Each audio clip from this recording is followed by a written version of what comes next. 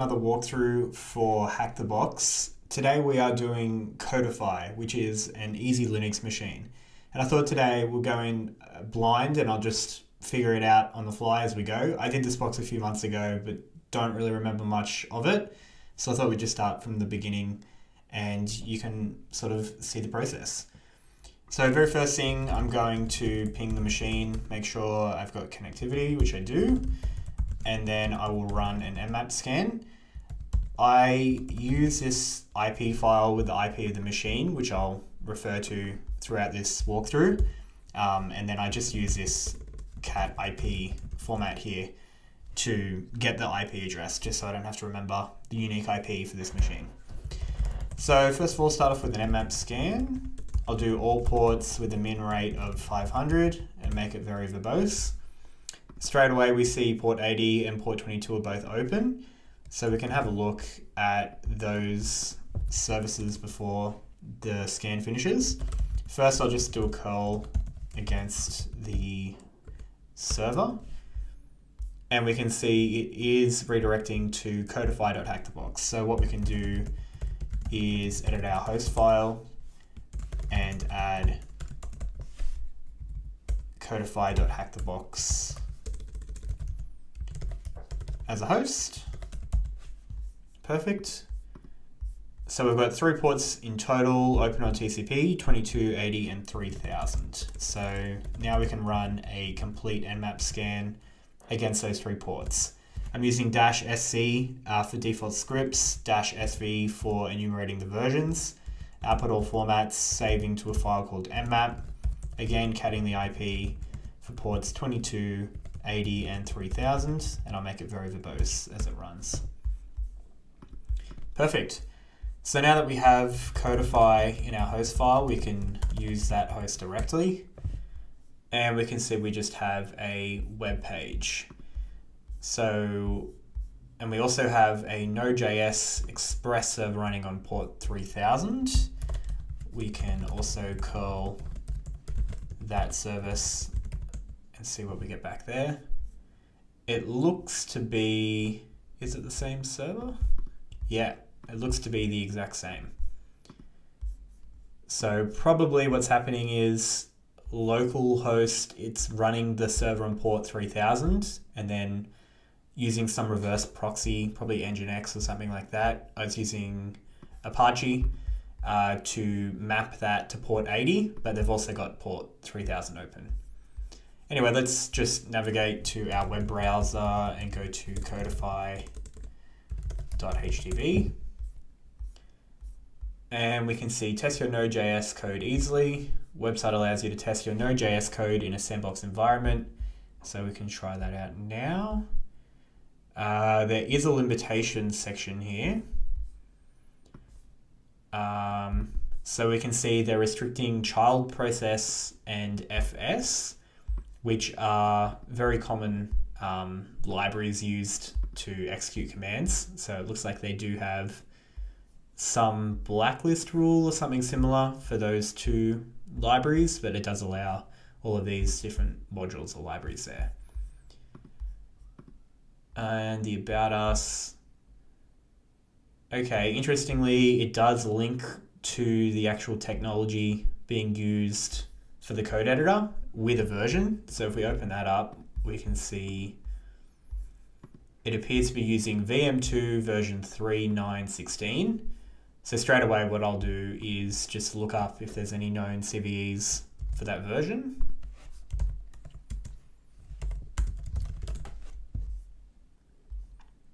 And we can see it looks like there is vulnerability in exception sanitization of VM2 for versions up to 3.9.16, allowing attackers to raise an unsanitized host exception inside handle exception. So they've got a proof of concept here. They're using the VM2 module, and then this is the exploit code that they're running using the vm.run. So we can take this and try and use this as our proof of concept within the editor. Let's have a go at that. So first of all, I'm noting straight away that there is a child process being used here. So let's see how the application responds just if I copy and paste this in there. Okay, that looks good. So let's just try and run this. I'm not getting a response back. Let's go to burp and see what we've got. So output is empty. Let's try run something simple like a console.log hi. And then, okay, so it looks like it's probably not working because of the blacklist rule there. Handler. Yeah. So our next step is going to be probably getting around this child process. Exec sync. You can even try something like echo hey. Oh, so that actually is working. Maybe this will work out of the box. Let's set up a Python server and see if we can curl back to us at 10.10.14.8 and run that. Wow, okay, so that is working out of the box. I'm not 100% sure why the blacklist rule is not working, but it appears we are getting code execution. Let's go back to the limitations that I mentioned before. From importing. Okay, so we're using the .require instead of an import statement, so it's possible that it actually is just allowing that out of the box. But if we were to use something like, let's do an example here. Import child process run command Node.js. Let's have a look at this one.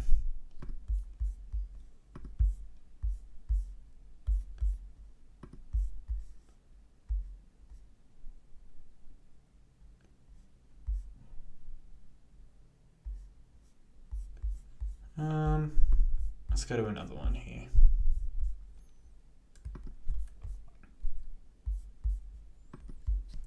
Or let's try a simpler search. Let's just do child process exec reverse shell. Let's have a look at this.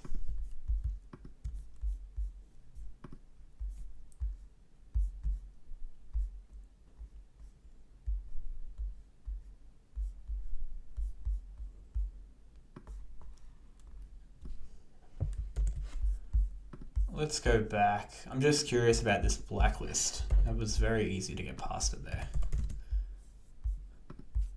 There you go. Okay, so we're invoking the blacklist there. The reason I was getting no output before is because it was just touching a file.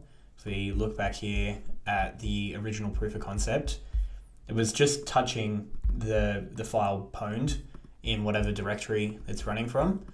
So that's why we weren't getting any output. But when I specifically try and import the child process, it does raise an exception.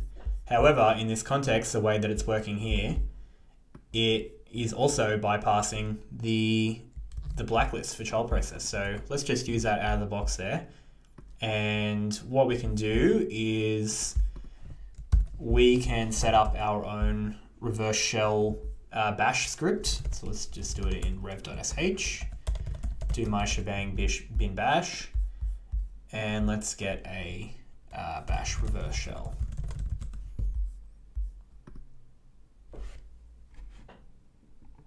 I like to use netcat openbsd. I think that's a pretty reliable one. So let's have a go at doing that. Replacing my host as 10.10.14.8, and we'll do it on port 1234. So let's again host another Python server and have this code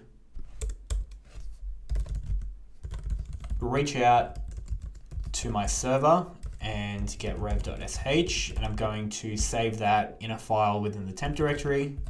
I'll just buy the same name. Run rev.sh. Cool. So that appears to have worked.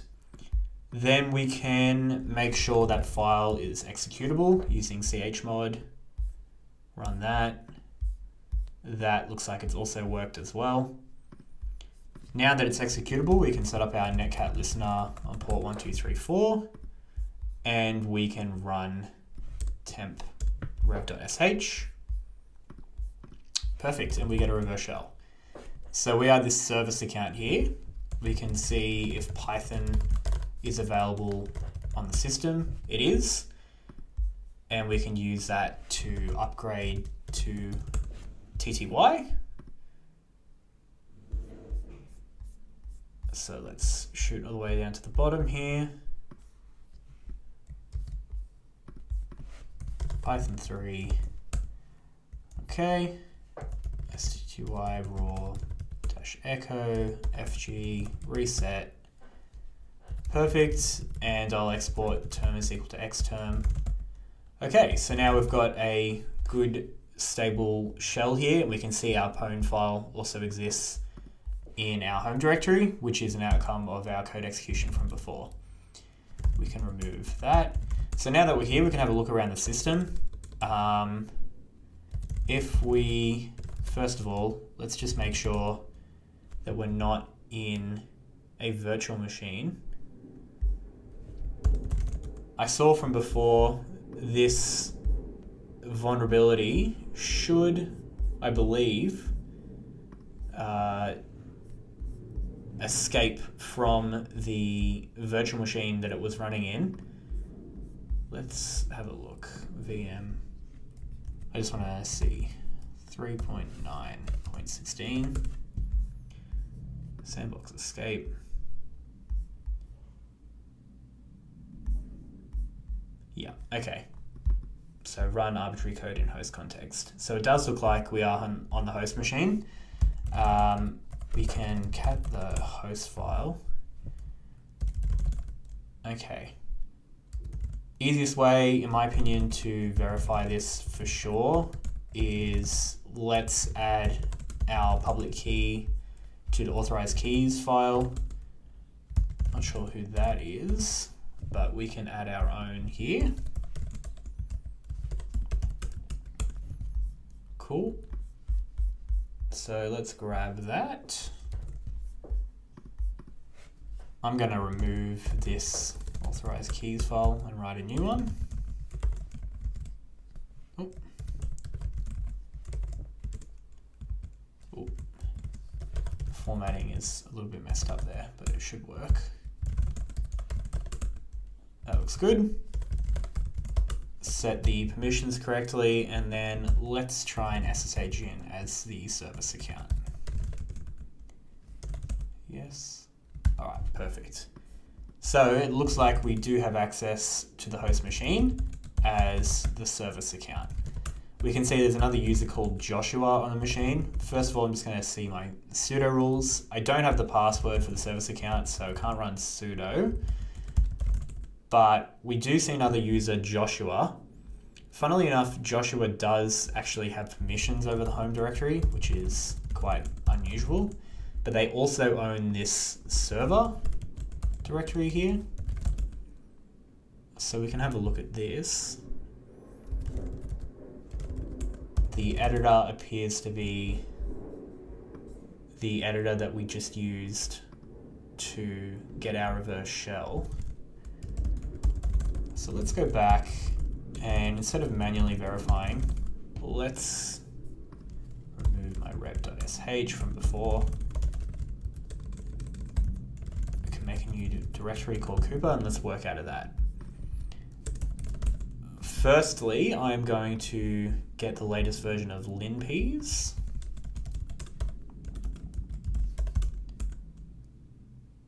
Perfect. And again, let's host my server and grab linpeas.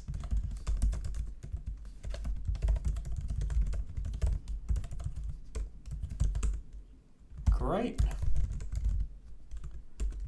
All right, let's run that and put all of the output in linpeas.out.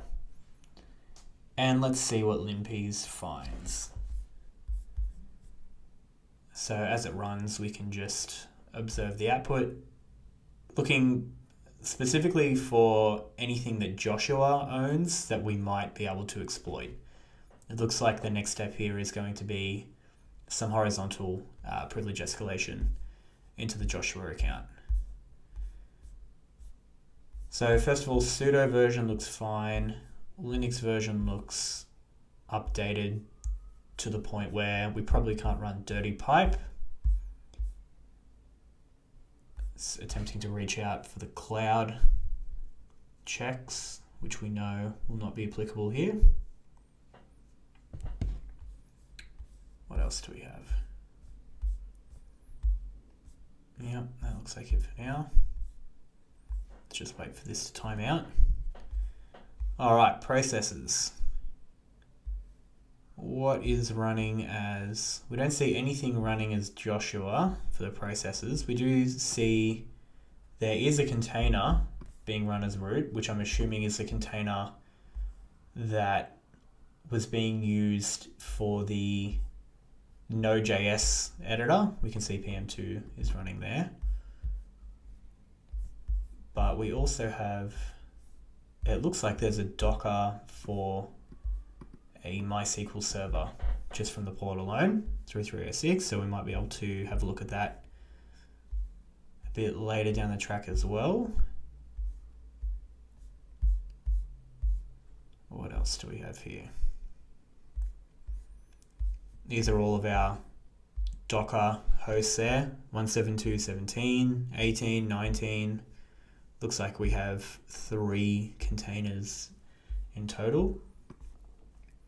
We do have 3306 running locally as well, and 43635. Okay. Moving down. So this is our reverse proxy that I was talking about at the start. So this one is redirecting codify.htb for port 3000, as we suspected before. So it appears to be the same server. That is my public key, shdconfig. config.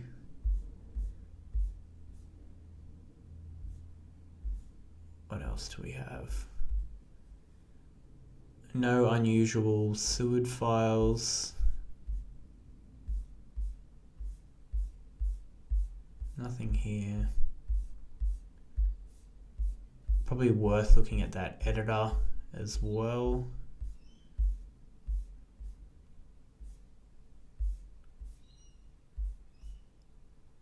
Okay. So nothing immediately standing out. Next thing that I'm going to do is look at that editor, or yeah, probably look at this server. Let's have a look at the web application here and see if we can find any credentials anywhere, particularly for the database running. We can see there probably is a database running somewhere here. So let's see if we can find any credentials to log in. This is our editor. We've seen all that. That is all fine. Templates, yep. So let's have a look at the editor here. This appears to be the same. Contact. There is a tickets.db here, which is quite interesting. We do have access, and just from catting it alone, we do have what appears to be a hashed password for Joshua. So let's grab this tickets.db, which let's do it using SCP.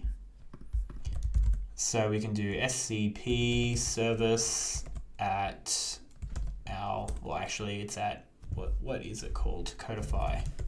Actually, first of all, let's move into my correct directory. SCV service at codify.hackthebox, in var www contact, and it was called tickets.db.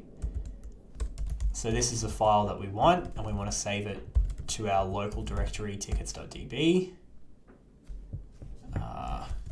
Should be doing scp.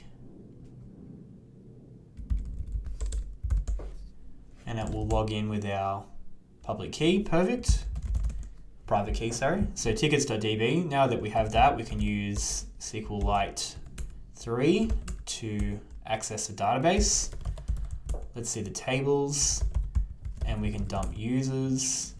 So we have our hash for Joshua. Let's also dump the tickets and see if there's any interesting, let's get out of that. Dump tickets. We have Tom Hanks and Joe Williams. Implement a way to handle network-based stuff. Possible to set up locally. Okay, it doesn't look like there's too much interesting information, but we do have 2 other potential users, so we can note that as well. But immediately, let's grab the hash for Joshua there. And put it in our file here, and we can run John.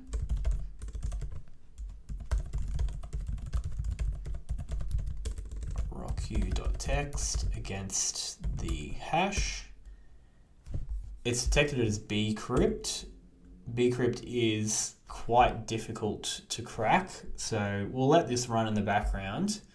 However, it should be noted that it is quite difficult to crack, so it's potentially not our way forward, but we'll give it 5 minutes, and as that runs, we can look for other ways in.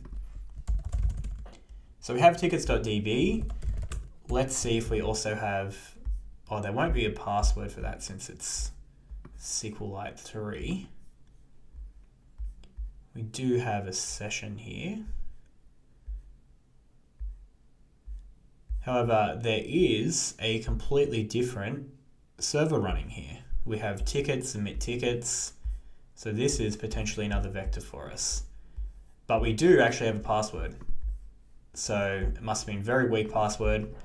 I'm assuming it was very close to the top of the rockU.text word list, but let's see if we can use that to SSH in as Joshua.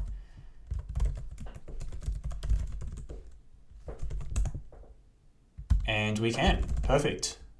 So we do have user.text from that one. First thing I like to do is view the sudo rules. And we do have a script that we can run as root as Joshua. So first of all, let me just make a note of, let's get out of this session here. And we have Joshua with SpongeBob 1.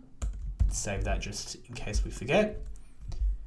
But let's have a look at this script here. First of all, it is readable. So let's actually navigate into the scripts directory. And we can have a look at what MySQL backup.sh does, remembering that we can run this as root. So we can see the db pass is taken from this .creds file within the root directory, so it's something that we don't have access to. And it is specifying a backup directory, var backups MySQL, and it's taking the user pass there from read, password confirmed, making a directory if it doesn't exist in the backup directory. Let's navigate to there as well.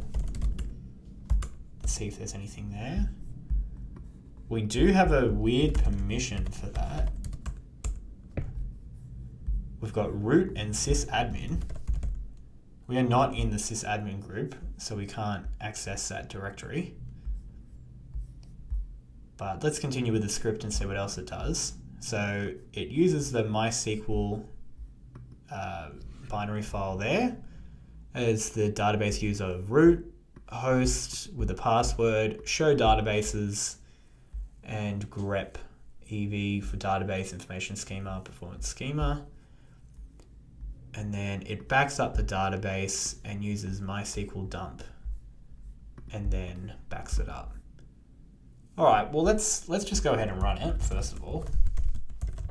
Sudo u root for op scripts MySQL. Let's click enter. Okay. So it does read from, okay, so interesting, what it does is it stores the known password in the DB pass here, but it still prompts the user for the password. And then it checks to see if the user pass that's inputted by the user using this prompt here is equal to the known DB pass. And if it is, then it will do password confirmed.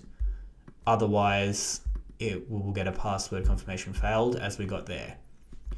So my thinking is we need to somehow brute force the password and take advantage of this comparison here.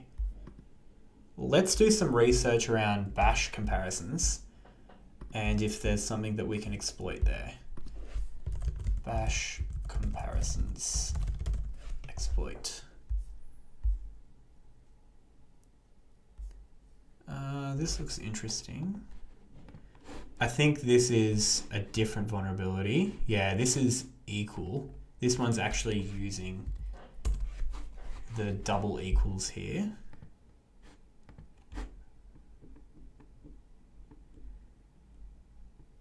What I am thinking though is something like a Boolean comparison.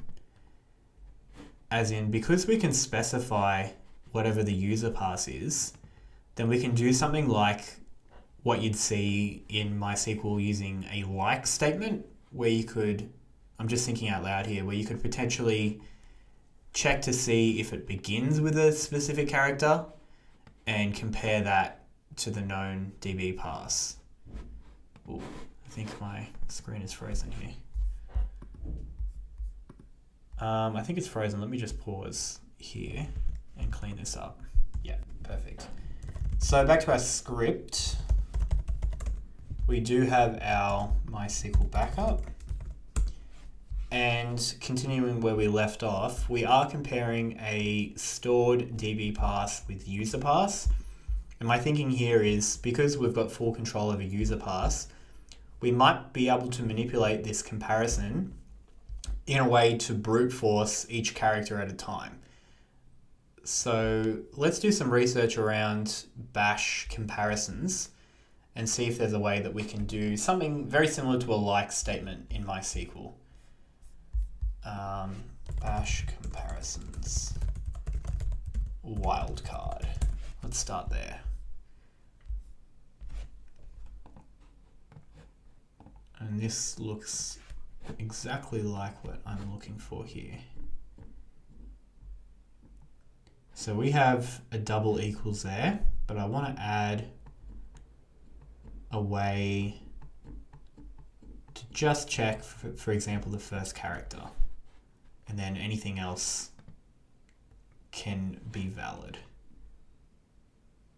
So something like this. So this looks good to match the beginning of a string. We've got our double equals, var1 is equal to hello, or if it begins with H and I'm assuming ends with O. Okay, so it looks like we can use a wildcard at the end of our string for a bash comparison.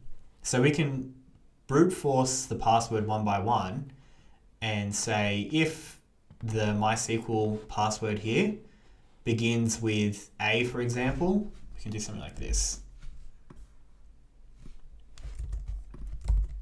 Instead of doing a very strict equals to, we could do something similar to user pass being equal to a wildcard. And if this is true, if this does echo password confirmed, then we know that the DB pass begins with A.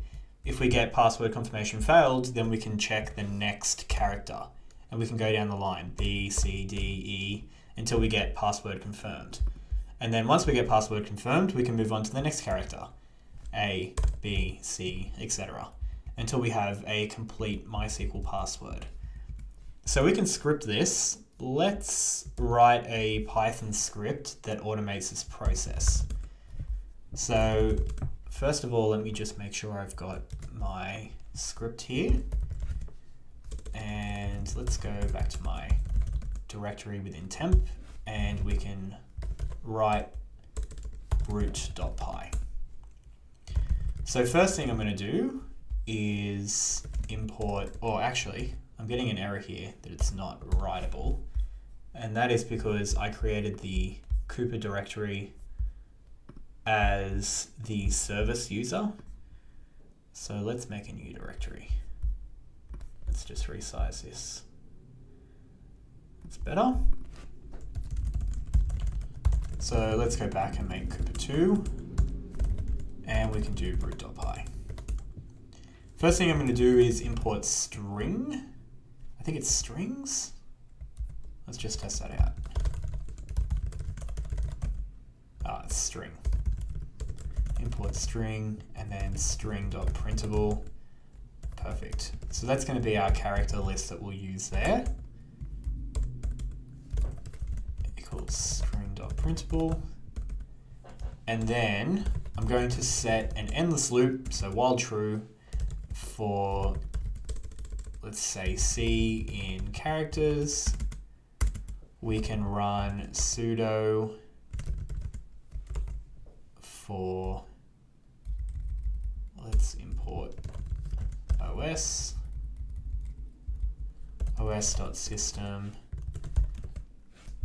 and instead of os, actually, I'm going to use, I forget exactly what the library is. Let's look it up. Python execute command store output in variable, because we want to subprocess. Yeah, I'd like to use subprocess.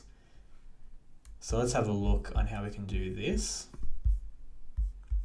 os.system, I don't know if it's possible, but I've always struggled to store the output from the command using os, but subprocess makes it quite easy.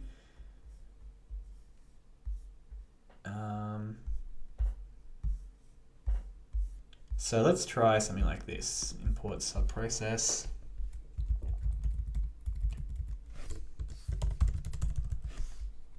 And we can do, let's just do a test before we do all this.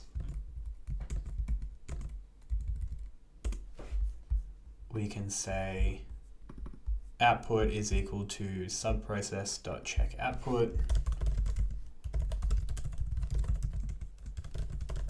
And we can say ls.la for here, and it set shell to true.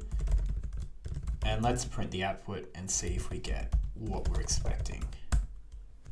Perfect. So this is encoded, so we can print that again after it's been decoded and see if we get formatting. Perfect. So that is working as expected. So we can use this format here to execute a command and store the output into a variable. So let's comment that out and continue with this here. So instead of doing os.system, we can do output is equal to subprocess.checkOutput for sudo-u root for op scripts mysql backup.sh.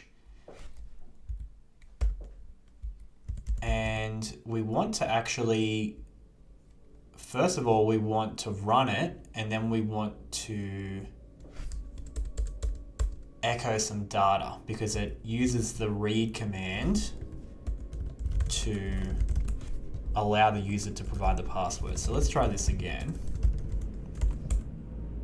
Okay, so let's attempt to just echo password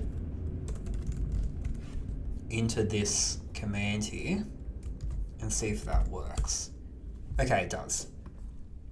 So we can use this format here to echo it directly to the read command and use that as our format. So let's take that and edit our command. And I want to do found is equal to an empty string. And as we find valid characters, we'll add it to our found variable here and continue on until we've got the entire password. So we can do echo, and then I'm going to do plus string found plus string C. So I'm going to take all the characters that I've already found within my found variable, make sure it's being treated as a string, and then I'm going to append whatever the current character is that we're looking at for seeing characters and add that to our payload. And then I'm going to add my wildcard and echo that. And then I'm going to use the pipe here and pipe it into my sudo command for the backup.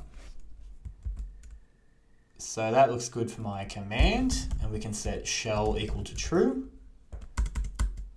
And then we can check to see if our success message is in the output of that command.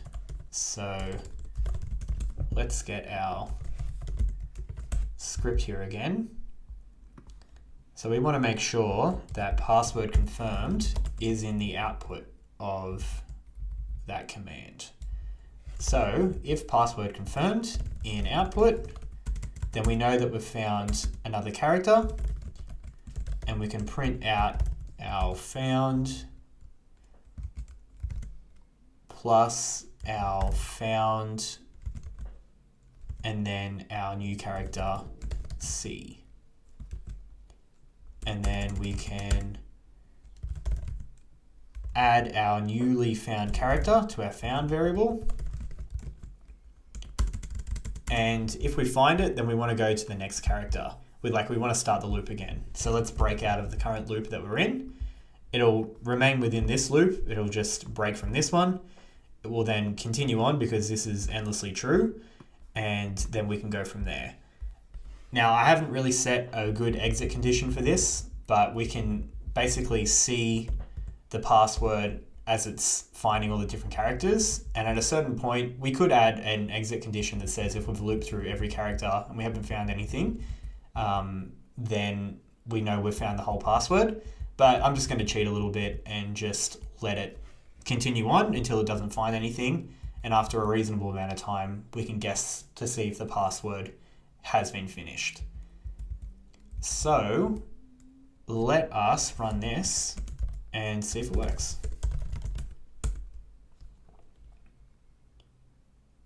Okay, so it's probably not liking the format that I've got here with the 0 star.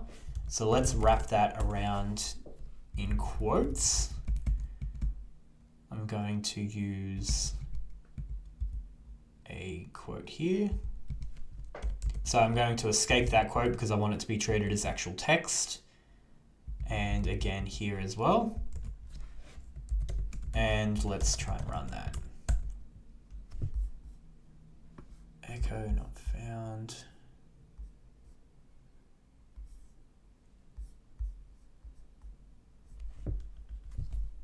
Let's try and run this command by itself and see what we get. It's possible it's because our sudo rule command not found.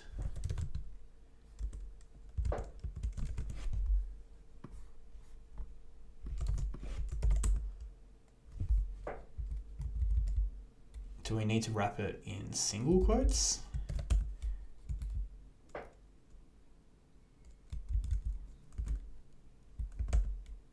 Command not found.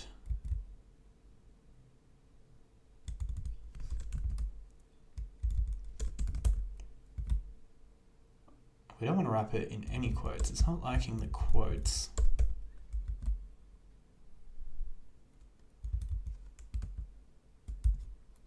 Echo. Oh, I'm wrapping it all around quotes. No, I don't want to do that. Let's go back to brute.py, and we want to move our first quote here after our echo. Echo is our actual command, so we don't want to quote around that. So let's try that.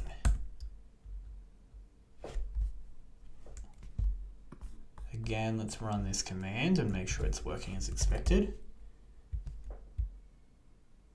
Password confirmation failed. It is working as expected. Let's try it with single quotes first.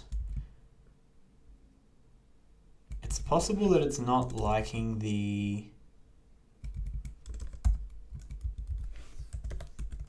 new line character. Run. Do I need to run Python 3 brute.py? Return non-zero, exit status 1. Maybe instead of check output, we can use a different command, because I have a feeling it's something to do with get output.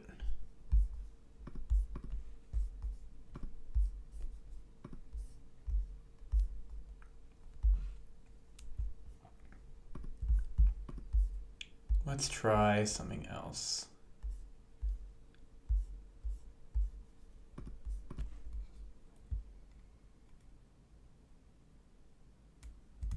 Subprocess.run.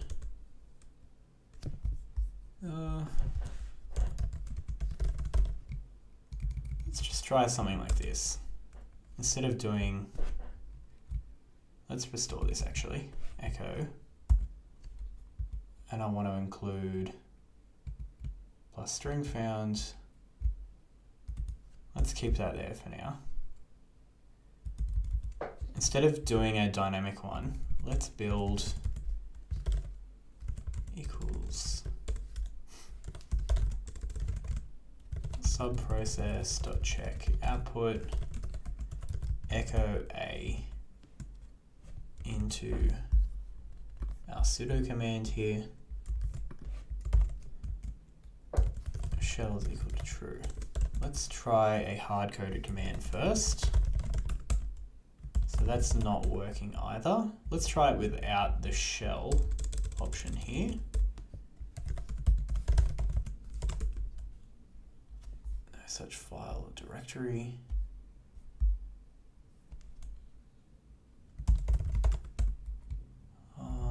Let's restore shell is equal to true. All right, I think it's time to search up the error code here.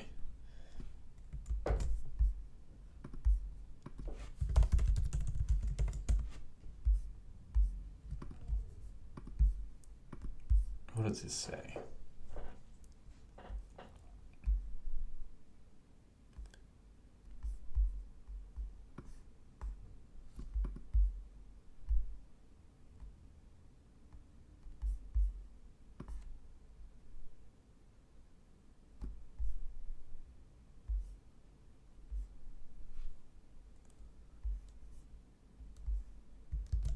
Okay, it's possible that it's erroring out. Let's add this here first, and we can use this try and accept here. So let's try and execute this command, and then accept. Try this way. And we want to print these outputs here. Okay, let's try this. Password confirmation failed. Okay, so it looks like it's actually just being returned in the error. So let's take a different approach. Let's say if it is an error, then we can assume that it hasn't worked. And if it's not an error, then we can assume it has worked. So let's go this way. So let's modify this one to be dynamic again. Plus string found, plus string C, plus my wildcard. And if it has errored out, then we can simply continue.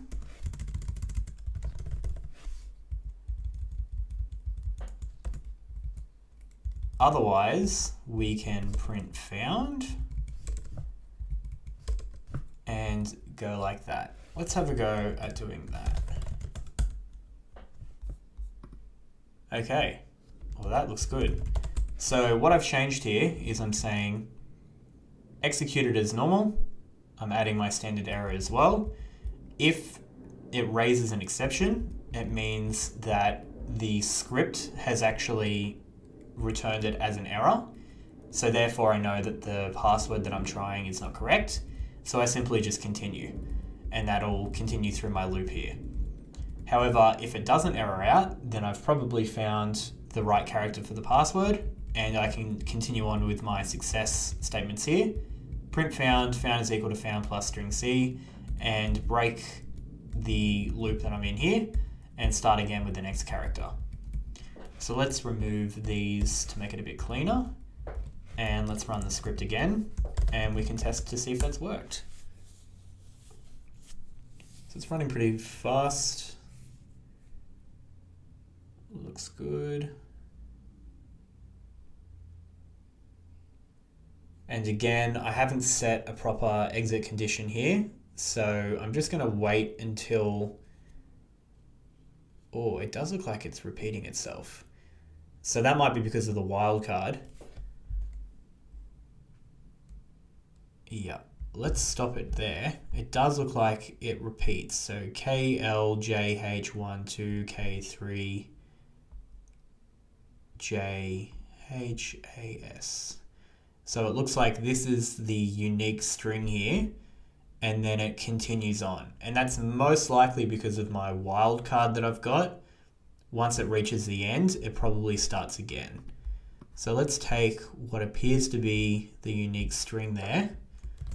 And first of all, let's try and use it to log into the database.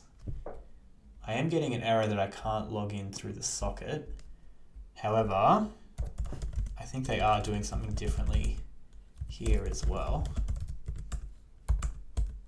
So I can do MySQL users root host is 0003306 password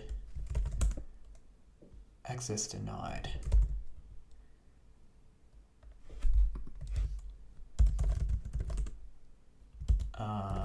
Su root access is also not working there. All right, let's run this script again. Maybe it was repeating. Let's just let this run for a little bit longer and see what happens here.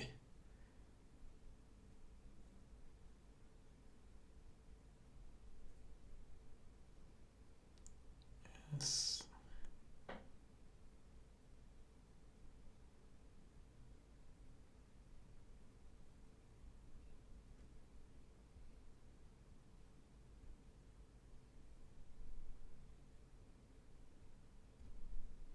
Oh no, looks like I was wrong.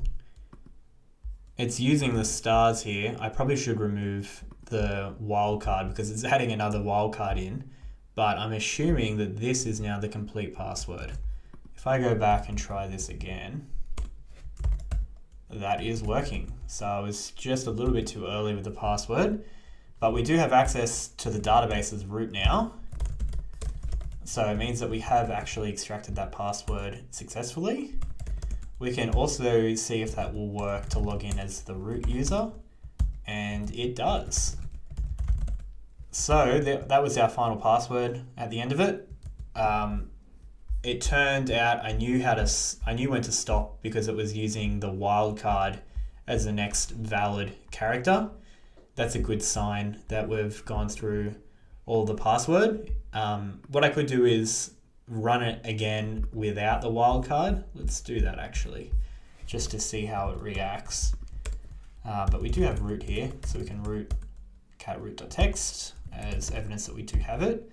But let's go back and make sure that it doesn't use the wildcard character. If it's not equal to the wildcard, then we can continue on.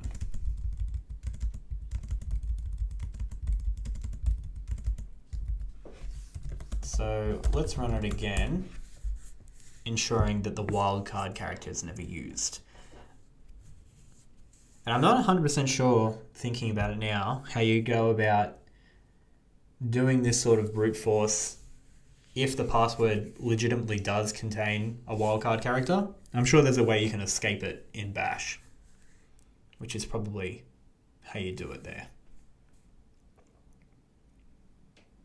So letting that run. And we have again, another special character, which looks like it's escaping the wildcard.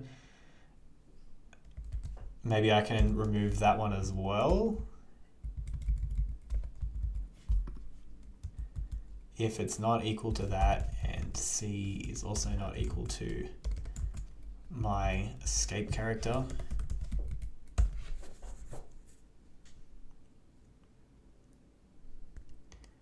When I rerun this, what I'll do is, if we find another character, I'll add my known password to found, so we don't have to brute force it from the start every time. K, J, almost there.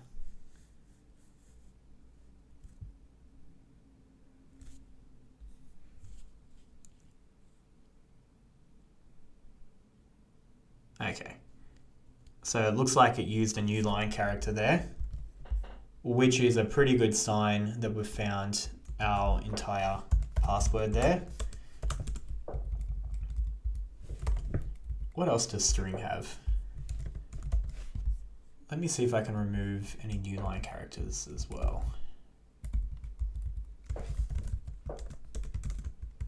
Not equal to new line.